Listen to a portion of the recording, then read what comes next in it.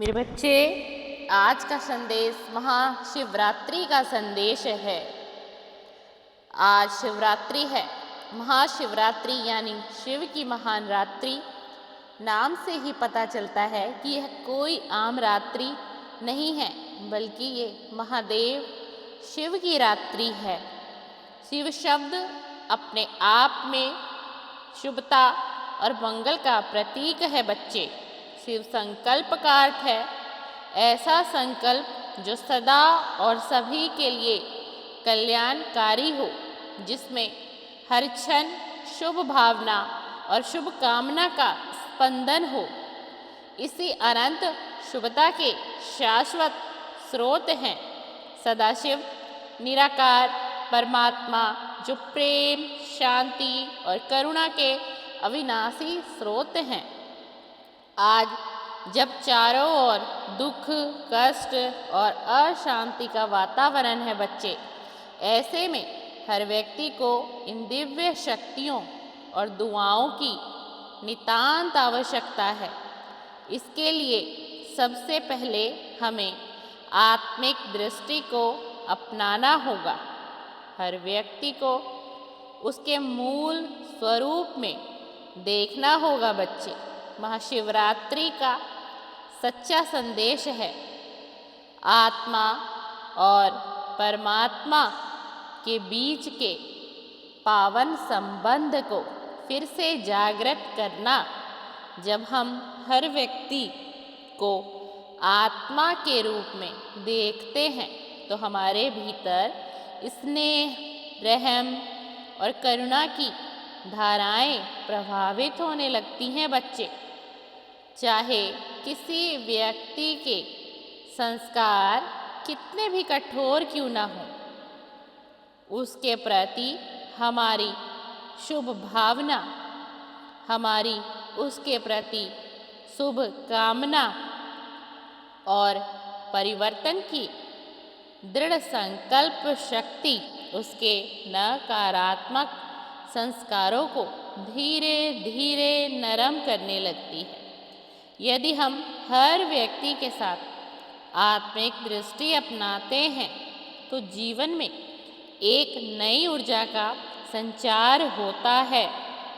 ऐसा प्रतीत होता है मानो आत्मा आत्मा से मिल रही है और एक संवाद कर रही है। हर व्यक्ति यदि आत्मिक भाव में रहते हुए बोले चले तो जीवन का हर मोड़ सहजता से सफलता की ओर अग्रसर हो जाता है और उस व्यक्ति का जो जीवन है, उसके जीवन का जो मोड़ है, वो सफलता की तरफ और तीव्रता से बच्चे बढ़ने लग जाता है।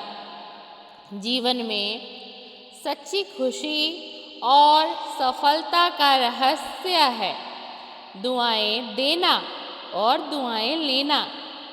सेवा किसी विशेष अवसर तक सीमित नहीं है बच्चे, बल्कि हमारे प्रतिदिन के व्यवहार और विचारों में समाई होनी चाहिए। हम चाहें सांसारिक कार्यों में कितने भी व्यस्त क्यों ना हो, यदि हमारी दृष्टि, वृत्ति, शब्द और भावनाएं दूसरों को दुआ देने में लगी रहती हैं, तो यह न केवल उनके जीवन को रोशन करती हैं, बल्कि हमारे जीवन को भी आंतरिक सुख और शांति से भर देती है। सच्ची आत्मिक सेवा यही है कि हम स्वयं दाता बने। जब हम इस भावना के साथ जीवन को जीते हैं तो न केवल हमारे भीतर शांति और खुशी का अनुभव होता है, बल्कि परमात्मा से अनगिनत आशीर्वाद भी प्राप्त होने लगते हैं बच्चे। यही आशीर्वाद जीवन में खुशियों का संचार करते हैं और कठिनाइयों के समय हमें आंतरिक शक्ति प्रदान करते हैं। सच्चा आध्यात्मिक साधक वही है जो चुनौतियों से घबराता नहीं है, मुश्किलों से डरता नहीं है, मुश्किलों में अपना चेहरा नहीं छुपाता है बच्चे, बल्कि उचित समय पर जरूरतमंद की मदद करता है और दिल से दुआ देता है, किसी को दिल से दुआ देता है, किसी की मदद करता है दिल से, किसी का सहारा बन जाता है, किसी बेबस का सहारा बन जाता है, किसी दुखियारे का वो सहारा बन जाता है। महाशिवरात्रि का संदेश भी यही है कि हम दाता बने, याचक बनकर ना रहें। याद रखें, शिव को औघड़दानी कहा गया है। यह बात इस पूरी वीडियो में बहुत विशेष है कि महाशिव महादेव को औघड़दानी कहा गया है। आखिर ऐसी क्या बात थी महादेव में, शिव शंकर में, भोलेनाथ में, वैरागी में कि उनको औघड़दानी का एक स्वरूप भी कहा गया? क्योंकि महादेव जो थे बच्चे, वो हमेशा हमेशा सृष्टि के कल्याण की सोचते थे। वो ब्रह्मण करते थे, धरातल पर आते थे और देखते थे, जन को देखते थे, प्रजा को देखते थे और अपने साथ सभी समूह को एकत्रित करके रखते थे। और वो हमेशा यह चाहते थे कि मैं कितना भी समर्थ हूँ, मैं हर एक प्राणी को खुश रख सकूँ, इस धरातल पर एक अच्छा कार्य कर सकूँ और सबको एकजुट कर सकूँ। इन्हीं कुछ बातों से देवताओं के बीच में ये कहा गया कि महादेव भोलेनाथ औघड़दानी का एक स्वरूप है, जो कार्य हम सभी देवता गण भी मिलकर नहीं कर सकते, वो महादेव, वो शिव अकेले ही हर कार्य को संपूर्णता की तरफ ले जाते हैं।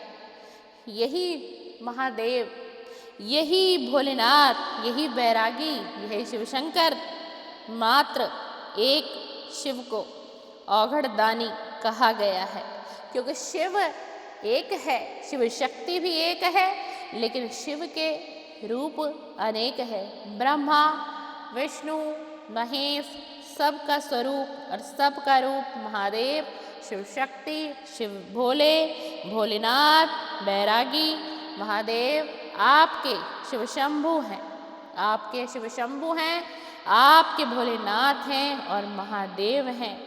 ये शिवरात्रि हमें बहुत से संदेश दे के जाती है।